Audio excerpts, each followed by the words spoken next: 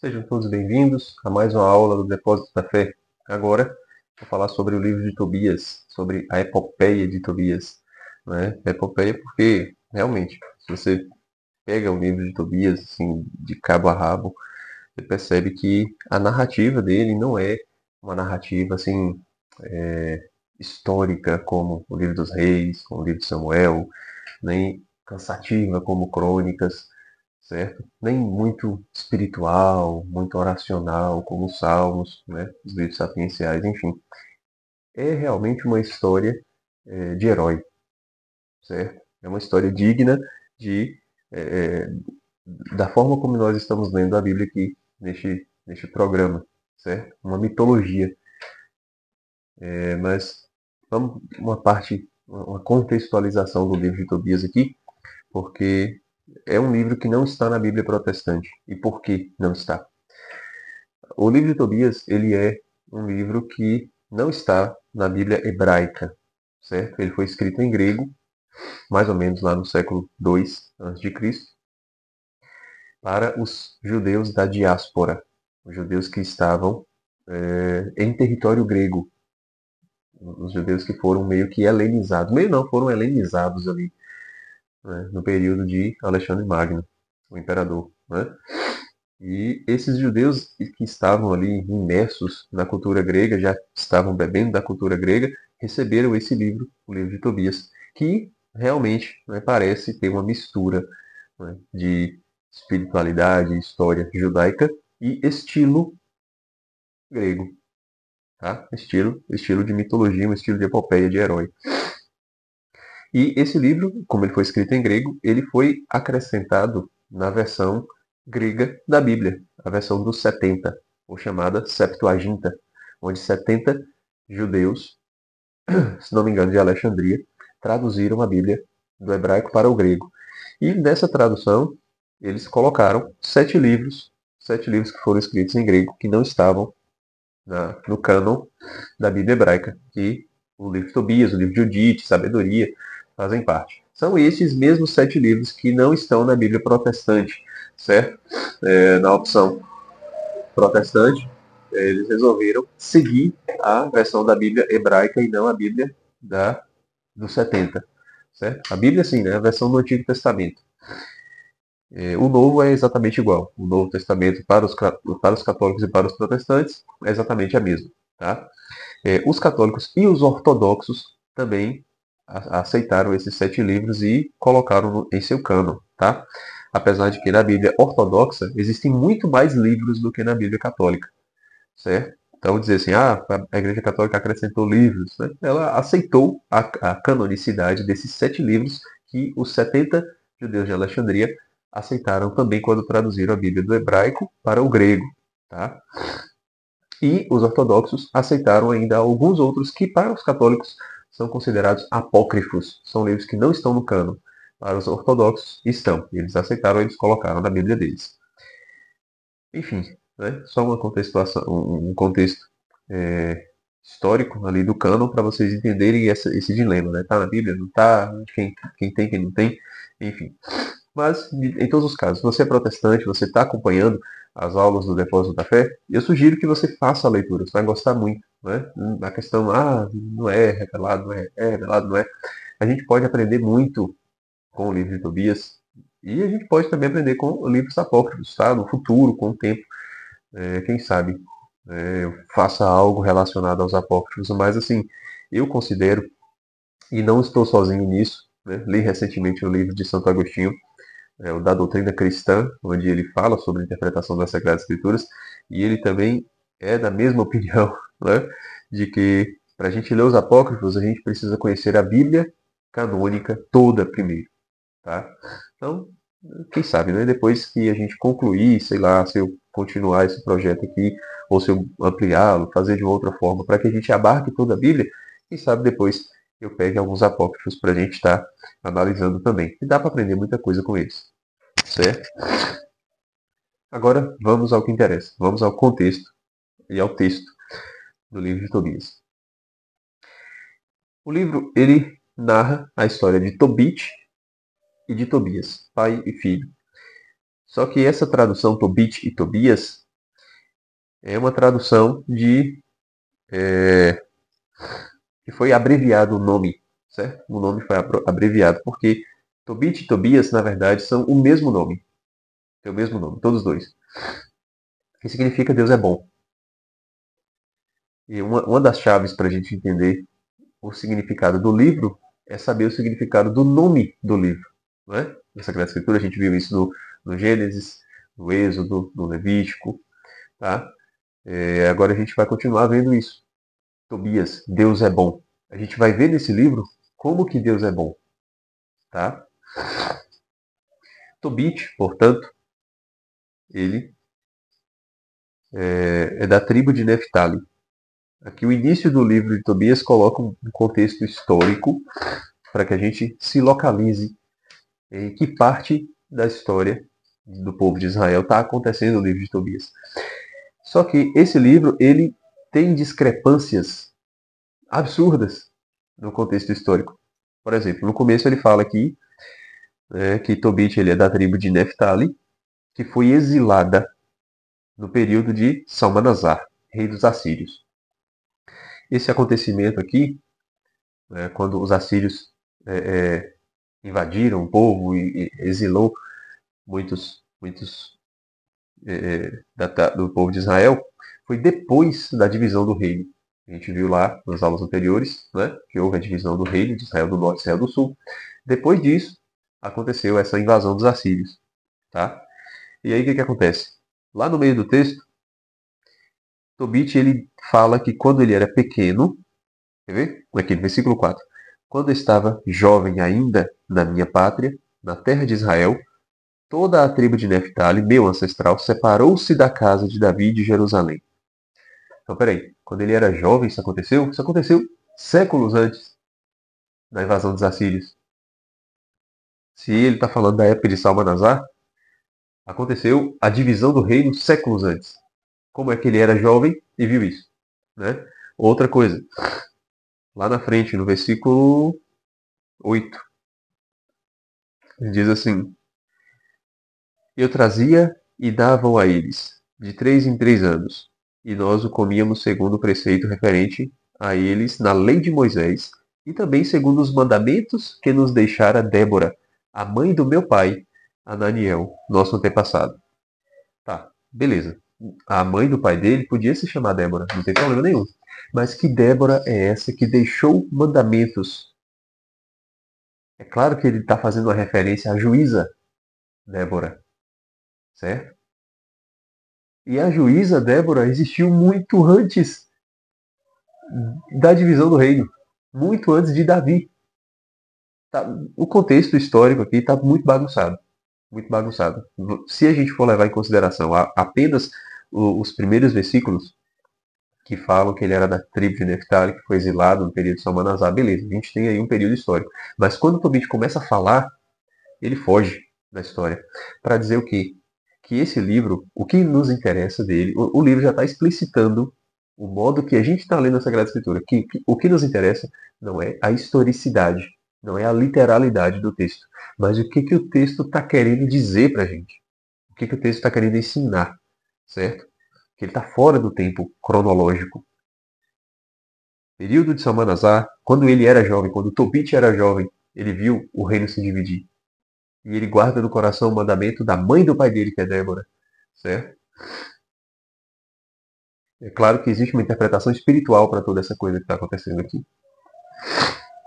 Mas vamos seguir. A partir do versículo 3, Tobit começa a narrar como que ele é bom. Como que ele é bom. E ele falando em primeira pessoa. Eu, Tobit, andava nos caminhos da verdade e praticava boas obras todos os dias da minha vida. E ele começa a falar como ele dava esmolas, como ele ia sozinho para Jerusalém, como ele tinha um zelo e um cuidado com os mortos, certo? Sepultava os mortos. E aí eu fiquei me perguntando, beleza, como nós vamos seguir o exemplo de uma pessoa que fala de si mesmo? Porque geralmente, né, quem fala de si não fala, né, com profunda verdade, ou pior, o que diz o Evangelho, que sua mão direita não saiba o que faz a esquerda, Ou será ao contrário, não me recordo agora. Que a mão esquerda não saiba o que faz a direita. Acho que é assim, né? Que a esquerda não saiba o que faz a direita. E aí, beleza, como ele está dando testemunho de sua própria bondade, né? Ele passa o tempo todo aqui falando das coisas boas que fez. Como é que a gente vai aceitar esse exemplo? E aí, se Tobit é de fato exemplar e ele está falando de si mesmo, o que está acontecendo aqui? Não é uma descrição vaidosa, soberba de quem fala de si mesmo. Porque se alguém fizer isso, perde o crédito. Não é? Mas o que está acontecendo aqui? Essa narrativa que, inclusive, termina no capítulo 2, certo? São só 2 capítulos de narrativa em primeira pessoa. Depois, simplesmente, a história começa a ser narrada em terceira pessoa e Tobit nunca mais volta a narrar os acontecimentos. Né? Ele tem falas importantes na história, claro, mas ele deixa de ser o narrador. Esses capítulos iniciais aqui falam da consciência de Tobit. Não é o Tobit falando de si, mas a consciência. É como se fosse um diário, certo? A profunda consciência falando a verdade que está no profundo, no íntimo, no coração de Tobit. Ele é bom de verdade. E ele não está falando de si, mas é a sua consciência que está descrevendo para nós como Deus é bom e como Tobit coopera com essa bondade de Deus, sendo bom com os outros. Tá? Então, por isso, ele de fato se torna um exemplo. Um exemplo daquele que tem consciência de si. Um exemplo daquele que guarda os mandamentos, que se esforça para fazer o bem. Até que acontece um fato inusitado na vida de Tobit.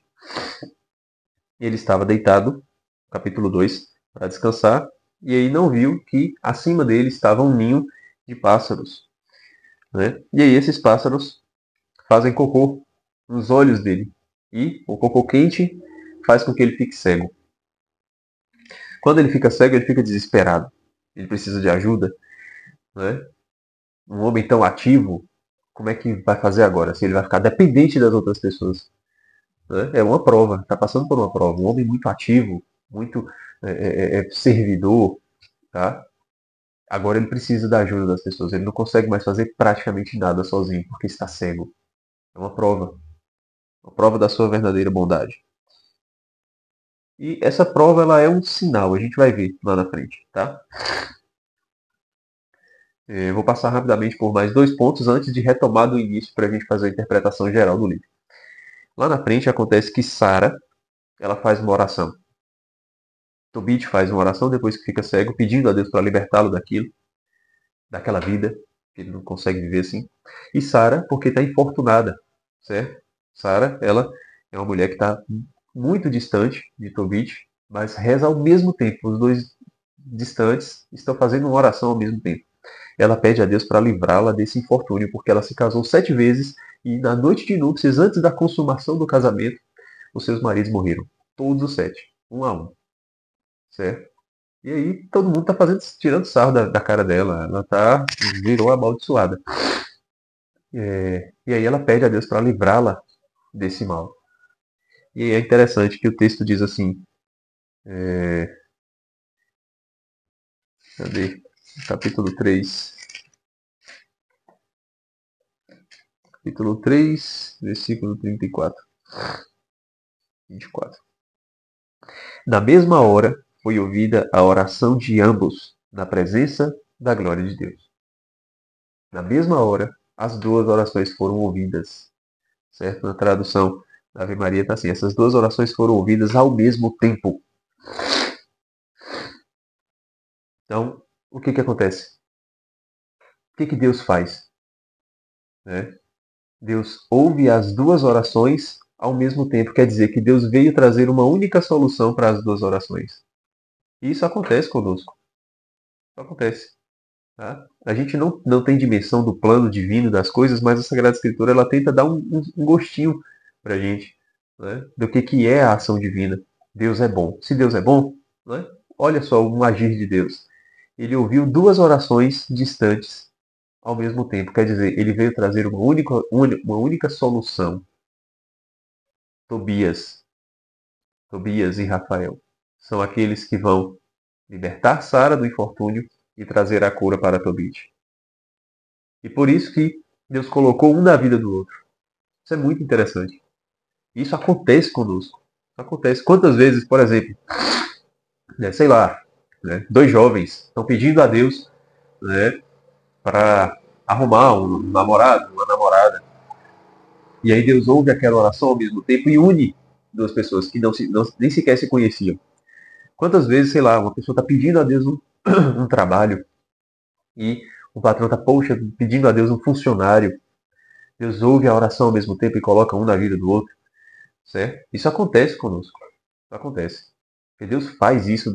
A Sagrada Escritura está falando para a gente que Deus faz isso. Né? Deus ouve orações ao mesmo tempo e une pessoas. E aí o padre Garrigou Lagrange, ele vai dizer assim, nunca é por acaso que duas almas imortais se encontram. Nunca é por acaso que duas almas imortais se encontram. Quer dizer, Deus não coloca uma pessoa na nossa vida por acaso, certo? Tudo tem um sentido, uma finalidade. Quantas vezes a gente, né, se depara com uma realidade que aconteceu, porque lá atrás a gente simplesmente se encontrou com uma pessoa e essa pessoa deu acesso a outra, que deu acesso a outra, que deu acesso a outra, que deu acesso a outra, que chegou numa conclusão onde a gente está, né, reunidos, realizando um projeto, realizando alguma atividade juntos, né, alguma coisa desse tipo. Tá? Então Deus faz esse tipo de coisa.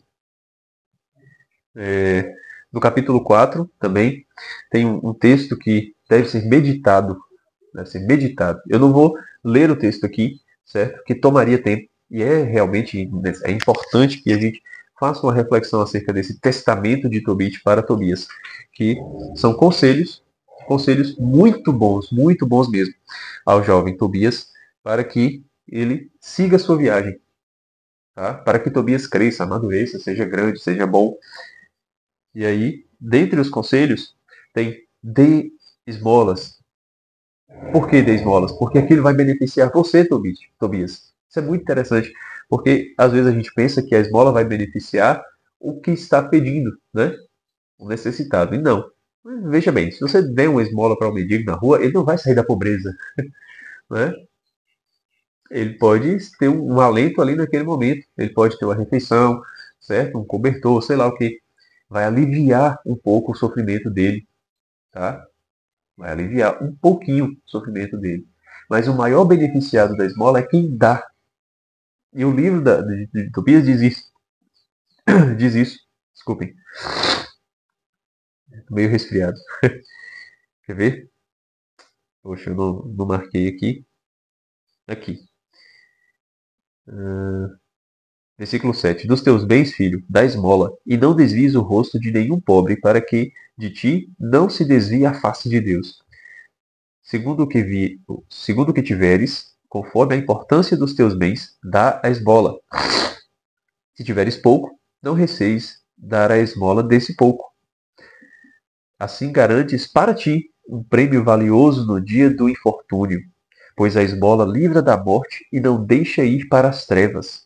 De fato, a esmola é uma oferenda valiosa para todos os que a praticam diante do Altíssimo. E aí fala de outras coisas, né? Abstente de toda libertinagem, casa-te logo com uma mulher da nossa descendência, não entristeças o teu espírito em coisa alguma, certo?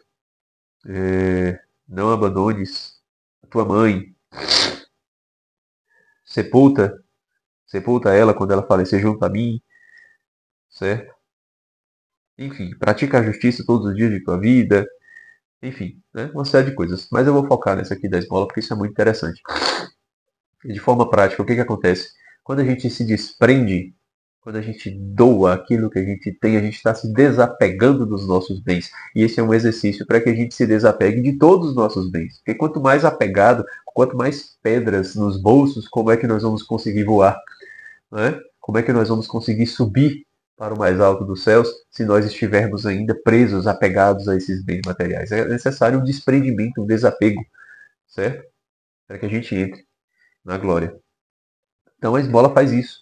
A esmola vai fazendo esse exercício, tá? Assim como o jejum vai nos ajudando a controlar o nosso corpo, certo?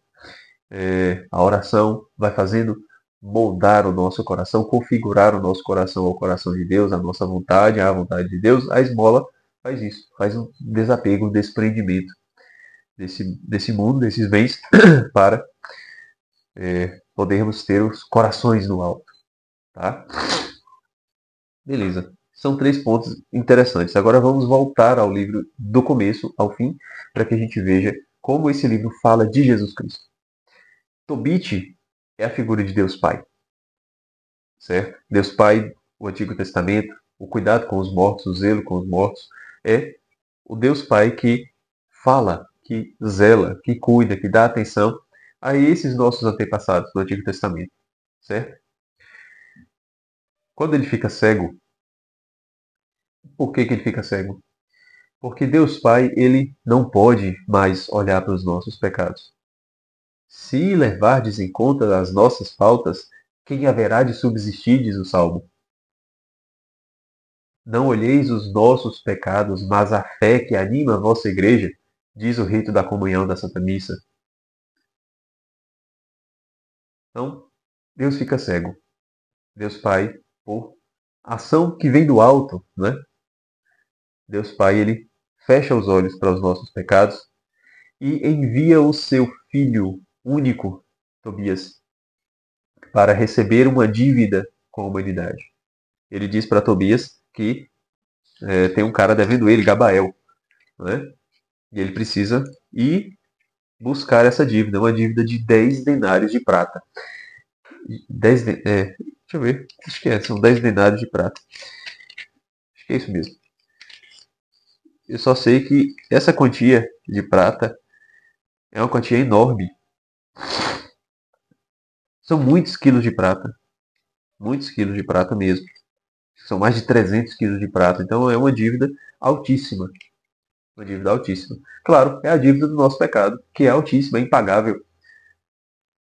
E aí ele está com o recibo na mão, ele entrega para Tobias ir buscar o dinheiro e entregar o recibo para Gabael. E aí o que acontece? Nesse intervalo, acontece a descrição, a narrativa dos infortúnios de Sara.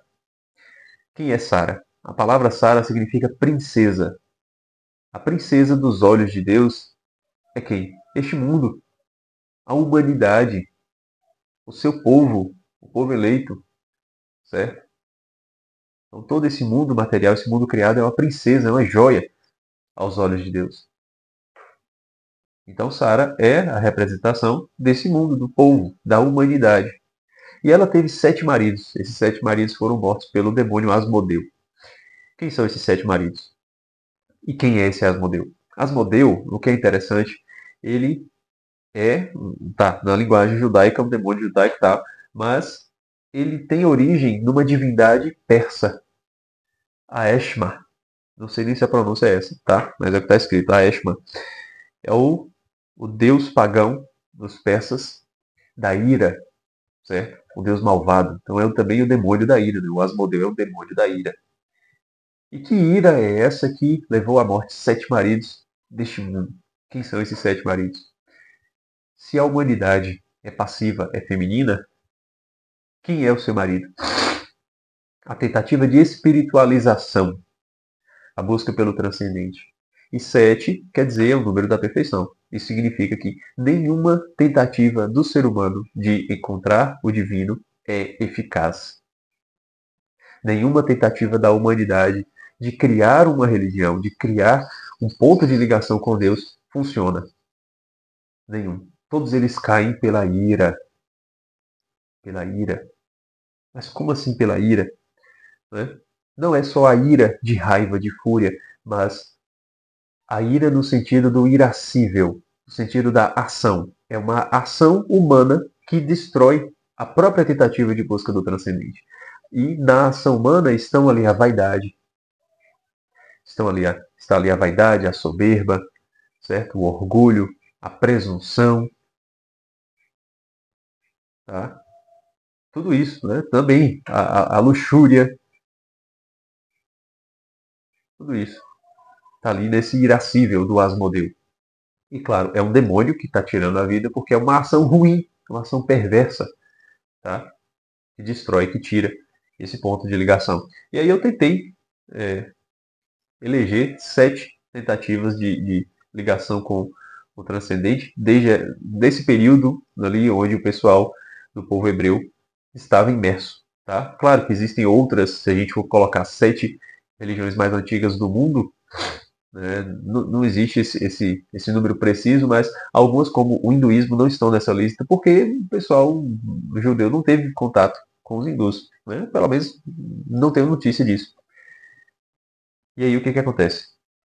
Eles tiveram contato com a civilização egípcia, o culto pagão egípcio, babilônico, certo? Na Mesopotâmia, o persa, tá? Inclusive o próprio Aeshman, né? Dos persas, a grega agora, né? Na diáspora romana, né? A greco-romana, mas tem suas separações. E aí eu fiquei assim procurando outros dois, né? Zoroastro, a seita de Zoroastro, que tem ali origem persa, mas é algo diferente do mito persa. Tá? E os cananeus, que também têm ligação com os babilônios, mas não é exatamente a mesma coisa.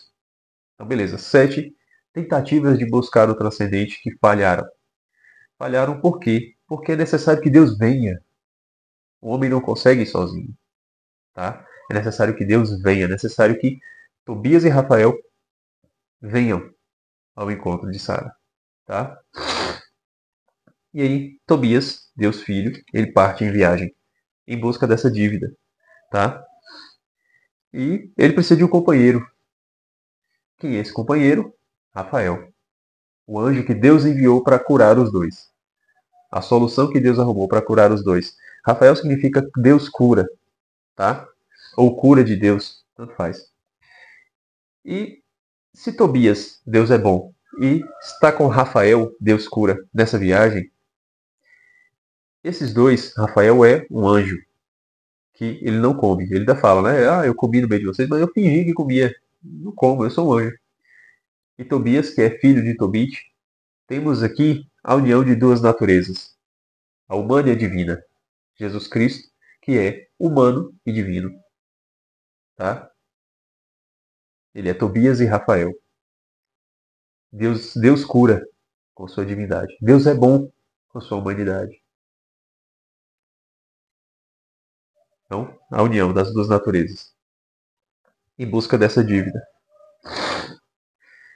No meio da viagem, acontece que eles foram descansar e Tobias foi lavar os seus pés no rio.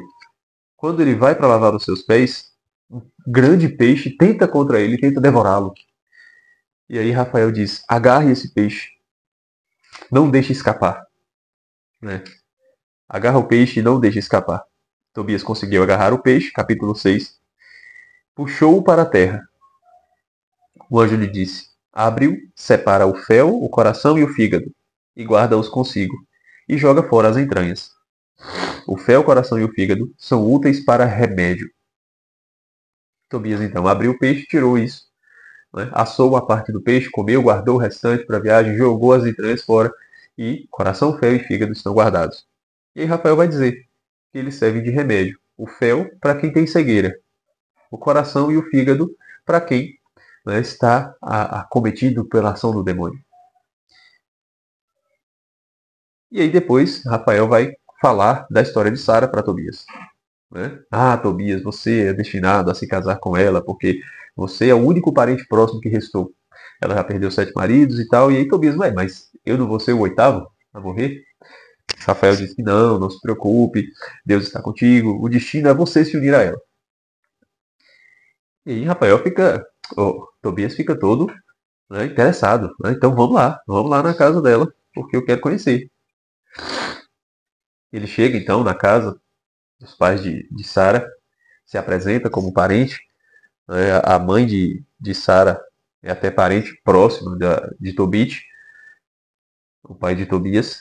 Eles ficam muito felizes, ele pede a mão da moça em casamento e claro que o pai aceita, né? Ragoel aceita o casamento, mas fica triste e preocupado. Fala, meu Deus, mais um agora, mais um. E eles se casam e vão se deitar. Nisso, acontece que o pai de Sara manda os servos cavarem uma sepultura para que seja enterrado Tobias antes de amanhecer, para ninguém ficar sabendo, ninguém nem ver o que aconteceu. E nesse mesmo tempo, Tobias, no quarto com Sara, ele faz uma prece, ele faz uma oração. Ele queima o coração e o fígado do peixe em brasa. O cheiro, diz a Sagrada Escritura, que faz com que Asmodeu fuja para o Egito. Veja que interessante.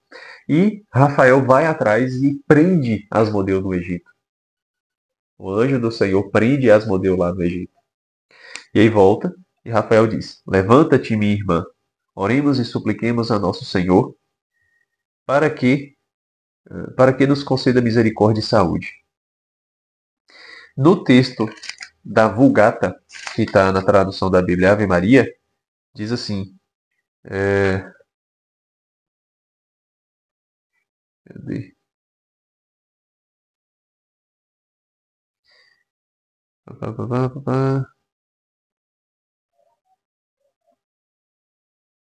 Enfim, não achei não. Mas diz assim: roguemos hoje, amanhã e depois de amanhã. Roguemos 3 dias. Isso está na versão da Vulgata, certo? Que foi a tradução da Bíblia grega para o latim. E aí, na Septuaginta, parece que não está, certo? Esses 3 dias. Em todos os casos, esses 3 dias também são significativos. E aí, ele ainda diz na oração que ele não está unido a essa jovem por desejo impuro. Tá? É muito bonito a gente ouvir a questão da ligação desse texto com o matrimônio, certo? Com o casamento. E eu não vou nem focar nisso porque isso é muito popular, muito comum, as pessoas dizem isso com mais frequência. Vamos focar na questão mitológica aqui do texto e dessa interpretação alegórica com Jesus Cristo. Vamos entender. O que Cristo faz quando se encarna? Ele vem pagar a nossa dívida, não é? Receber o dinheiro da mão de Gabael, da humanidade, certo? E dar o recibo.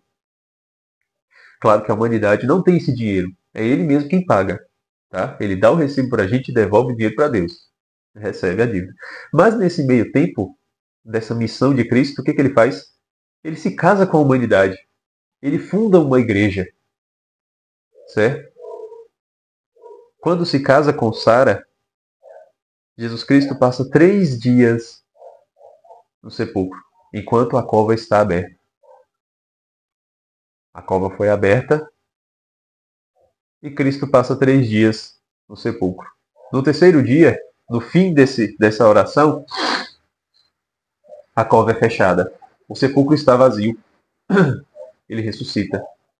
Porque a sua união com a sua esposa é uma união plena. É uma união verdadeira. Certo? Ele sim é a ponte. Ele é a porta. Ele é o pontífice. O ponto de ligação entre nós e Deus. Agora sim, de forma eficaz, Sara pode se casar. Seu marido vai permanecer vivo. A humanidade pode se unir a Deus na pessoa de Jesus Cristo.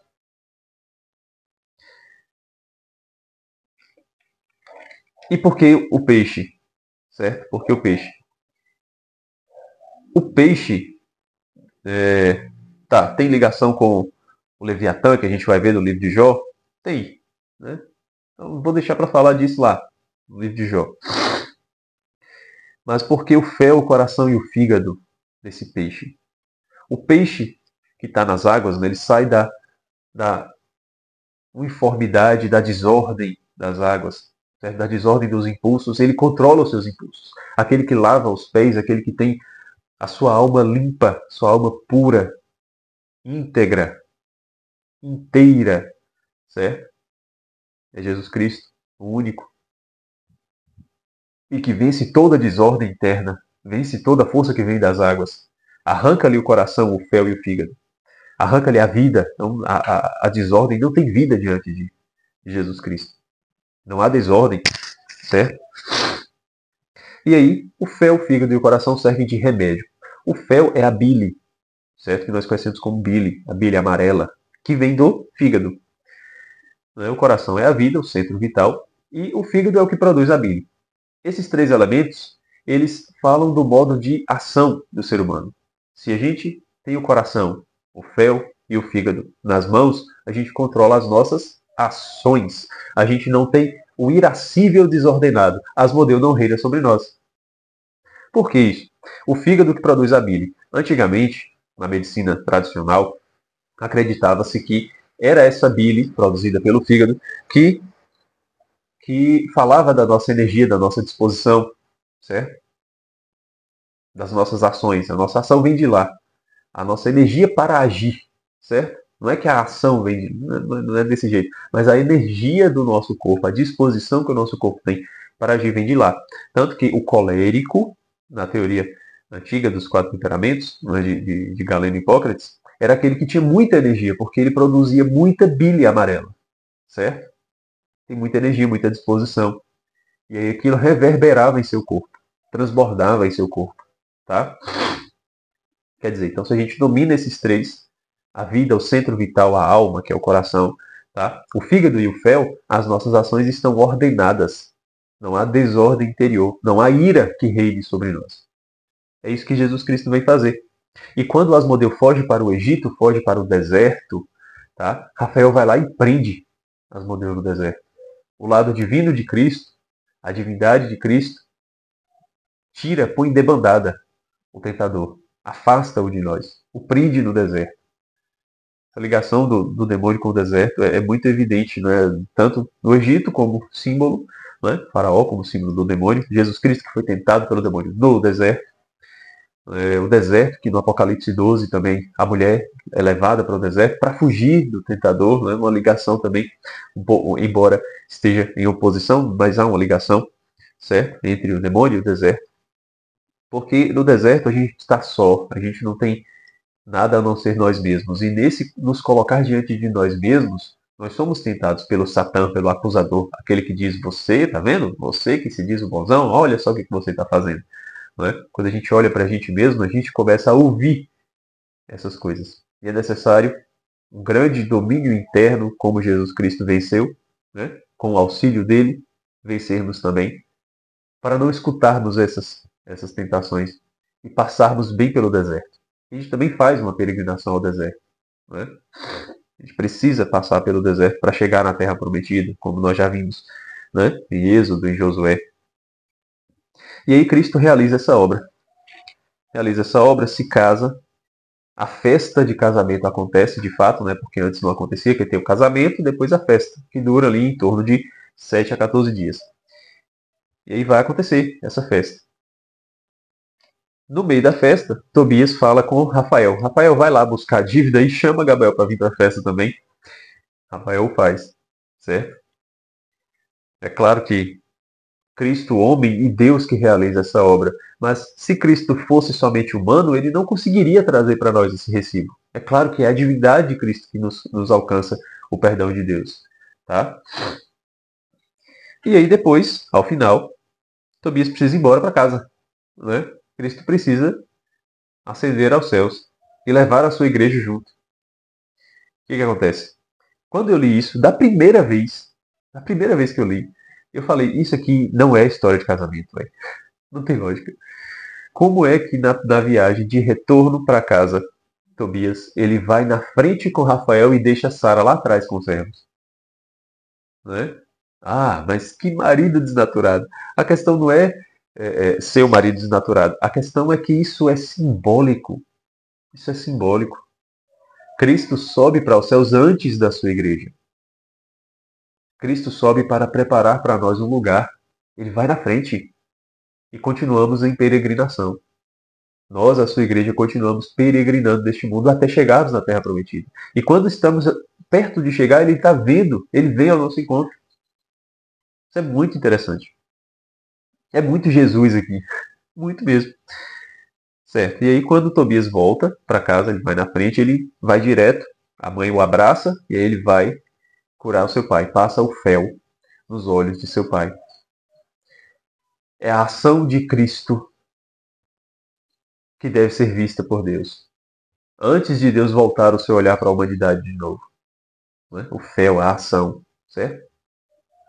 A ação de Cristo, o sacrifício de Cristo. Quando Cristo se entrega do alto da cruz, ele é a lente pela qual Deus olha para nós. Por isso que na missa Todas as missas, o sacerdote diz: não olheis os nossos pecados, mas a fé que anima a vossa igreja. A fé que dá vida, dá ânimo, né? Que é a alma da igreja. A fé em Jesus Cristo crucificado. A fé em Jesus Cristo imolado diante de nós no altar. Deus deve olhar para a nossa fé, porque pela fé nós estamos unidos a Cristo. E é para Cristo que ele olha por primeiro. Certo? E aí depois a sua esposa sobe para os céus, né? Vai para a casa de seus sogros. E no final, que é interessante, né? Eu estou passando rapidamente aqui para a gente ver o que de fato nos interessa para o propósito deste programa. Mas tem muito mais coisas desse livro. Muito mais mesmo, certo? Enfim, no final, deixa eu ver aqui no capítulo 14, é, é a Septuaginta mesmo que faz isso. Deixa eu ver aqui. É isso mesmo.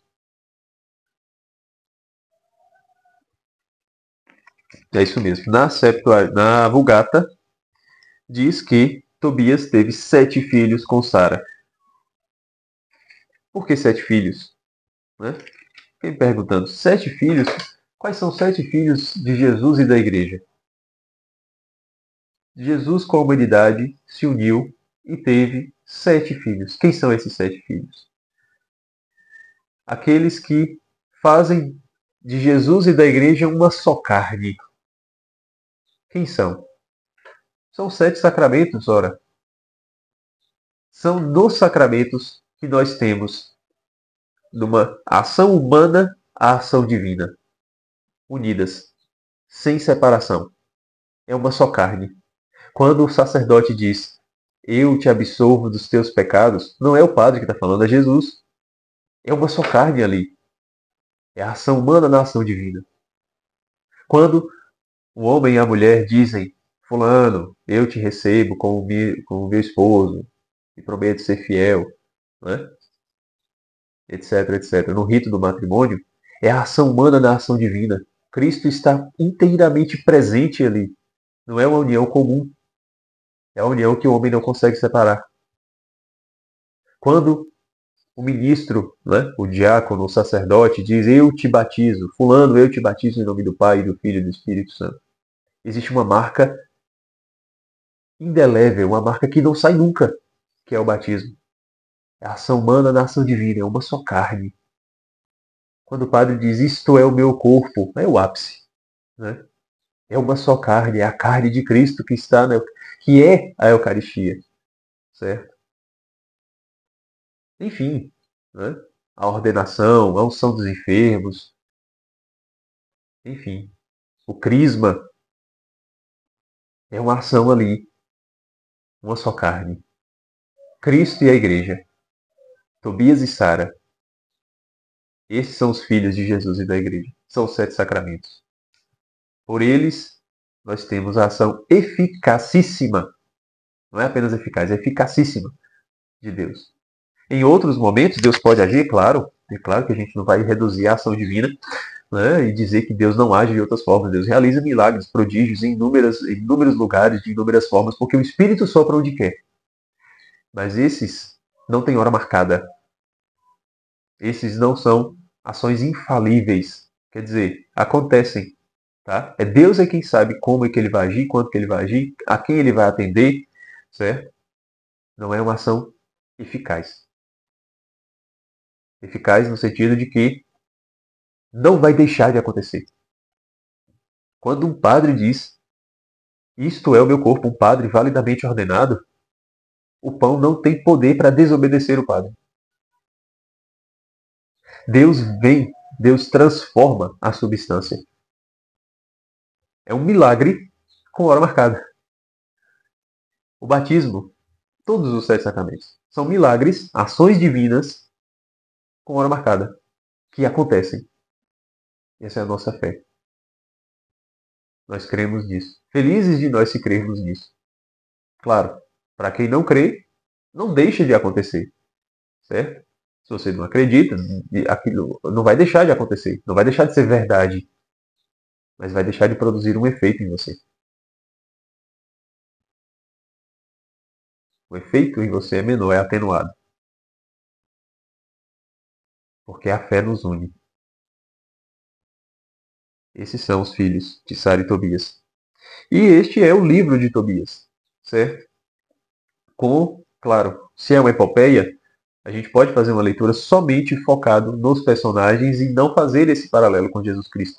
Mas eu acho tão interessante esse paralelo, tão evidente que salta assim do texto, que não tem como não falar, tá? Não tem como não falar dele. Tem outras coisas aqui que a gente pode pegar, né? Por exemplo, quando Tobias está falando, Tobit está falando para Tobias, está fazendo seu testamento, e aí ele fala dos antepassados. Ele fala que aqui, não escolhas mulher estrangeira que não pertence à tribo de teu pai, pois somos filhos dos profetas Noé, Abraão, Isaac e Jacó. Geralmente a gente ouve falando apenas Abraão, Isaac e Jacó. Por que ele acrescentou Noé nessa lista? Porque faz sentido o que cada um desses representa. Abraão, Isaac e Jacó, nós vimos é fé, esperança e caridade. Mas e Noé? É a inocência original.